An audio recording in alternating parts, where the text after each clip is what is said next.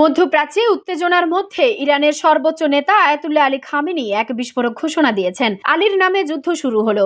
মঙ্গলবার রাতে সামাজিক যোগাযোগ মাধ্যমে দেওয়া এক পোস্টে তিনি একথা বলেন। আলী বা হায়দার ইমাম আলীর পরিচিত উপনাম, যিনি শিয়া মুসলিমদের কাছে মহানবী হযরত মুহাম্মদ সাল্লাল্লাহু আলাইহি ওয়াসাল্লামের প্রকৃত উত্তরসূরি ও প্রথম ইমাম হিসেবে স্বীকৃত। খামেনির এই ঘোষণাকে রাজনৈতিক নয় বরং ধর্মীয় যুদ্ধ ঘোষণার প্রতীকী ভাষা হিসেবে ব্যাখ্যা করেছেন বিশ্লেষকরা। খামেনি বলেন, সন্ত্রাসী জায়নবাদী শাসনের বিরুদ্ধে আমাদের শক্ত প্রতিক্রিয়া জানাতে হবে। জায়নবাদীদের প্রতি কোনো করুণা দেখানো হবে না। ইসরায়েলের প্রতি এই হুমকি এমন সময় এলো যখন দুদেশের মধ্যে তীব্র ক্ষেপণাস্ত্র বিনিময় চলছে এবং বড় ধরনের যুদ্ধে গড়ানোর আশঙ্কা ক্রমেই বাড়ছে।